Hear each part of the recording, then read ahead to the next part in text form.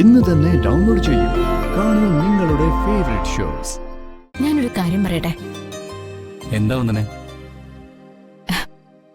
ഈ വന്ദനയ്ക്ക് ജഗനെ കിട്ടിയില്ലായിരുന്നെങ്കിൽ അത് എന്റെ ജീവിതത്തിൽ മാത്രമല്ല, എന്റെ മോളുടെ ജീവിതത്തിലും ഏറ്റവും വലിയ നഷ്ടമായേനെ.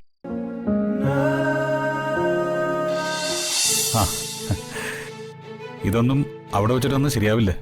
ബൈക്കിൽ കൊണ്ടുവരുന്ന നാണക്കേട് വിചാരിച്ച് ഓട്ടോ വിളിക്കാൻ നിന്നാൽ എന്നും അതിനൊരു തുക മാറ്റി വെക്കേണ്ടി വരും. നാണക്കേടിന്റെ കാര്യം എന്താ മോനെ? ജോലി ചെയ്ത് ജീവിക്കുന്നത് അഭിമാനമുള്ള കാര്യല്ലേ? മറ്റൊരാളുടെ തണലിൽ കഴിയുന്നതിനേക്കാൾ ഭർത്താവിന്റെ വരുമാനത്തിൽ കഴിയാനാ ഏതൊരു ഭാര്യ ആഗ്രഹിക്കുക. ഇനി അങ്ങോട്ട് അങ്ങനെ തന്നെ ആയിരിക്കും അച്ഛാ. രാജാവിനെ പോലെ ജീവിക്കേണ്ട മോൻ ഇങ്ങനെ കിടന്ന് കഷ്ടപ്പെടുന്നത് കാണുമ്പോ ചിലപ്പോഴൊക്കെ മനസ്സ് വേദനിക്കുന്നുണ്ട് ജഗ. ഒന്നും വേണ്ടായിരുന്നു എന്ന് ജഗനിപ്പോ തോന്നുന്നുണ്ടാവും അല്ലേ? ഒരിക്കലും ഇല്ലമ്മേ. വന്ദനയെ സ്വന്തമാക്കാൻ കഴിഞ്ഞതാ എന്റെ ജീവിതത്തിലെ ഏറ്റവും വലിയ നേട്ടം. ഇപ്പോഴാ അമ്മ പറയുന്ന പോലെ ജഗൻ രാജാവായത്.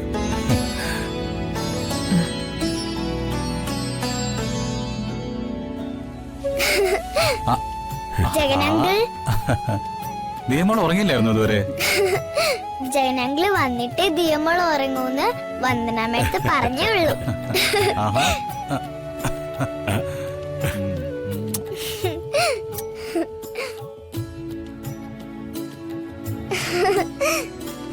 ഇതാണ് അച്ഛാ ജഗന്റെ മറ്റൊരു ഭാഗ്യം.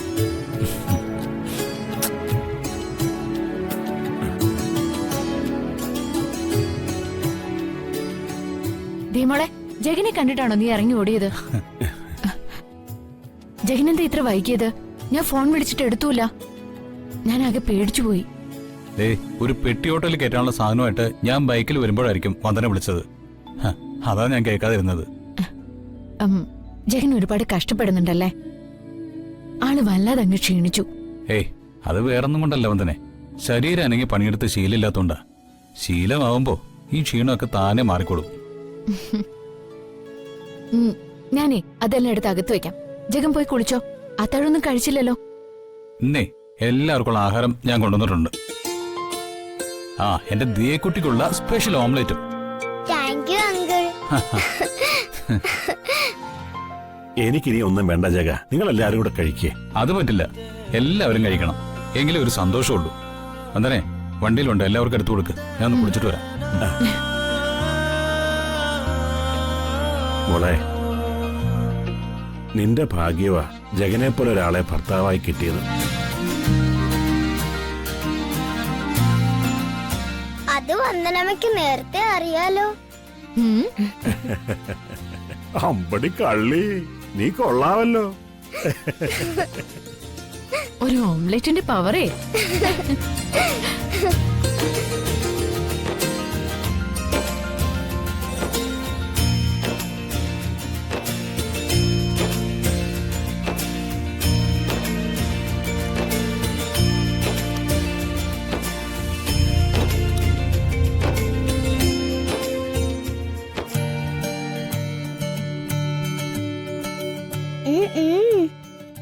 കുറച്ചും കൂടി തരട്ടെ?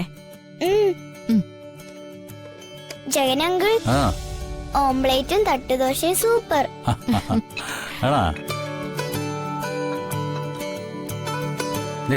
ഇങ്ങോട്ട് വാ, ഇരിക്ക്.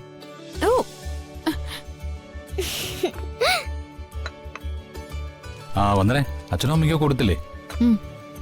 അവര് മുറിയിലേക്ക് കൊണ്ടുപോയി. ഇതേ നല്ല ടേസ്റ്റ് ഉള്ള തട്ടിൽ കുട്ടിദോശയും ചമ്മന്തിയും. അയ്യോ, ഞാൻ കൈ കഴുകിയിട്ടില്ല. അത് സാരമില്ല വന്ദനമ്മേ, ജഗനങ്കിള് വാരിത്തരും.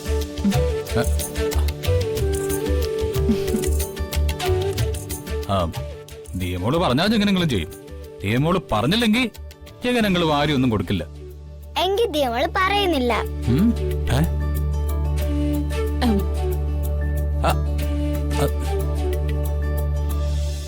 അത് പറ്റില്ല.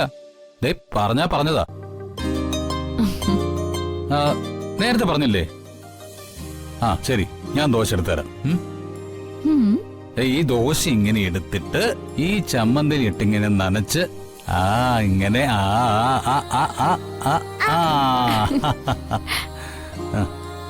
ദേ വീണ്ടും ഒരു ദോശ ഇങ്ങനെ എടുത്ത് അതും ചമ്മന്തിയിൽ ഇങ്ങനെ മുക്കി ദാ ഇങ്ങനെ ഇങ്ങനെ ഇങ്ങനെ ആ ആ ആ ഉം. മോളെ ദാ. ജഗ ഉം. ഞാനൊരു കാര്യം പറയട്ടെ. എന്താ വന്ദനെ? ഈ വന്ദനയ്ക്ക് ജഗനെ കിട്ടിയില്ലായിരുന്നെങ്കിൽ അത് എന്റെ ജീവിതത്തിൽ മാത്രമല്ല, എന്റെ മോളുടെ ജീവിതത്തിലും ഏറ്റവും വലിയ നഷ്ടമായേനെ.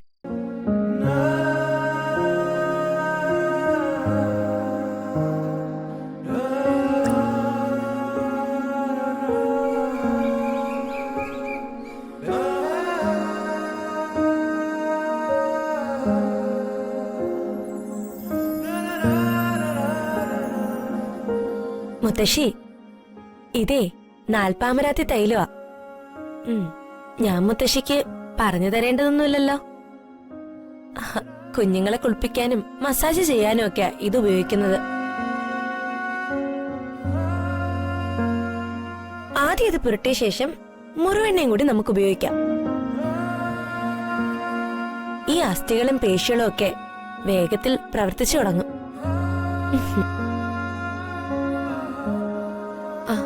മുറുവെണ്ണ ഉണ്ടാക്കുന്ന വിധം മുത്തശ്ശിക്ക് അറിയാലോ.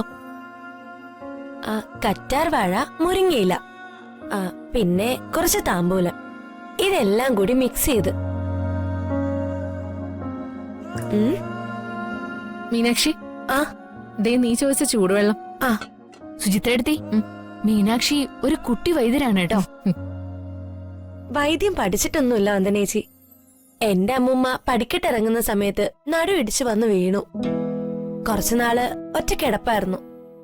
അന്ന് ഒഴിച്ചിലും പിഴിച്ചിലും ഒക്കെ നടത്താൻ 1-2 വൈദ്യന്മാര് വന്നു. പിന്നീട് അത് ഞാൻ അങ്ങ് ഏറ്റെടുത്തു.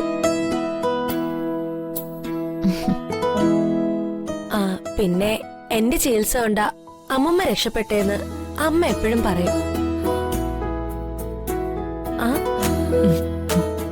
അതേതായാലും കാര്യായി. അമ്മയ്ക്ക് പ്രയോജനപ്പെട്ടല്ലോ. അച്ഛമ്മയുടെ കയ്യിലും കാലിലും ഒക്കെ രക്തം ഓടി തുടങ്ങി അമ്മേ. വിരലുകളൊക്കെ മുത്തശ്ശി തനിയെ അനക്കി തുടങ്ങിയിട്ടുണ്ട്.